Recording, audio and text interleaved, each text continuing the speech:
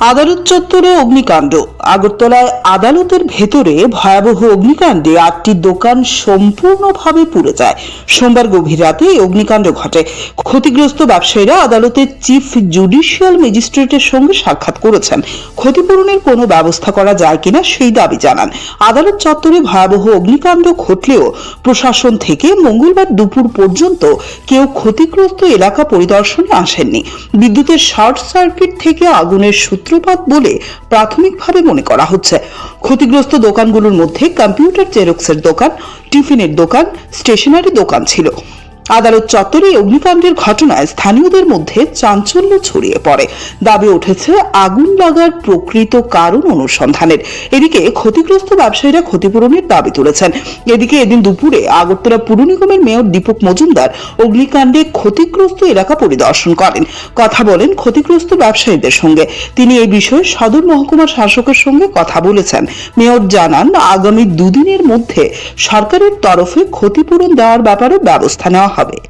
তো আমরা রাত্রে 2:30টার সময় আগুন লাগছে, 3টার সময় খবর পাইছি আর কি যে আগুন লাগছে, পুরা গেছে সব। দেখি সব কিছু ফায়ার সার্ভিস যাইছে, এসে দেখে যে সব নিভাইতেছে। আপনার কিসের দোকান? আমার মিষ্টি টিফিন। মোট কয়টা দোকান আছে এখানে? মোট আছে 8টা দোকান। এর মধ্যে কি কি দোকান আছে? টিফিনের দোকান আর মিষ্টির দোকান আছে 3টা, আর ভ্যারাইটিস দোকান একটা, জেরক্সের দোকান একটা, কম্পিউটারের দোকান একটা। প্রাথমিকভাবে কি জানছেন, মানে কিসের থেকে এই আগুনটা? এটা তো মানে আমরা তো বুঝতে পারতেছি না। আচ্ছা, যেহেতু এটা কোর্টের ভিতরে দোকানগুলি, নাইট গার্ড আসছিল কি? এটা নাইট গার্ড তো রাত্রে থাকে, তো কোর্টে থাকে রাত্রে। ওনাদের জিজ্ঞাসা করছেন কিভাবে অগ্নিকাণ্ডের সূত্র? না, জানি তো পাইছি না আমরা। কত বছর যাবত দোকানটি আপনারা? এখানে প্রায় 3 বছর। পাশেই তো এইচডিএম অফিস। এইচডিএম অফিস থেকে কেউ আইছে আপনাদের সহযোগিতা? কোনো সরকারি আধিকারিক আইছে? কেউ আপনার খোঁজখবর নিয়েছেন? না। কি নাম আপনার? মনোজিৎ দাস। টোটাল 8টা দোকান। মানে অগ্নিকাণ্ডটা তো আমরা করতে পারতাম না এই কারণে, কারণ আমরা তো বাড়ি করেছি যেহেতু রাত্রের ব্যাপার। একজন আমার ফোন করছে, পরে আমি 4:30টার সময় আয়া তো দেখলাম মোটামুটি ফায়ার সার্ভিসে নিভাই আসছে। মানে আমরাও সব শেষ, কিছুই নাই, মেশিনপত্র পুরা সব ধ্বংস। কয়টা দোকান আছিল? আমরা এখানে দোকান আছে 8টা, আর মুখটার মধ্যে ক্লাবটা আছে, মুখের মধ্যে একটা ক্লাব আছে। এখন অবধি জানতে পারছেন নি কিসের থেকে এই আগুনটা?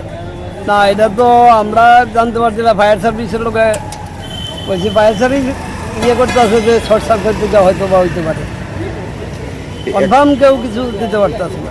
এখন অবধি সরকারিভাবে কোনো সহযোগিতা পাইছেন না, সরকারিভাবে তো কোনো সহযোগিতা নেই। আমরা ইচ্ছা করি সিজিএম সাহেবেরও দেখা করছি, এবং সিজিএম সাহেবেরও কথা কইছি যাতে আমরা রুটি রোজগারের ব্যবস্থা করতে পারি এবং দোকানপাট যাতে আবার পুনরায় চালু করতে পারি। কত বছর যাবত দোকানদার করেন?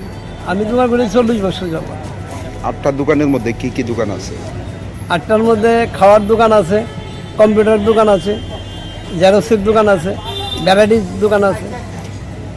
পাশেই তো আপনার এইচডিএম অফিস। তো কোনো সরকারি আধিকারিক না, আইছে? এইচডিএম অফিসে এখনও কোনো সরকারি আধিকারিক আইছে না। কোনো সরকারি আধিকারিক আইছে না। আমরা উইলিংলি ওই সিজিএম সাহেবের লোকের কথা বলছি। আপনার কিসের দোকান? আমার জেরক্সের দোকান। কি নাম? রতন কুমার দত্ত।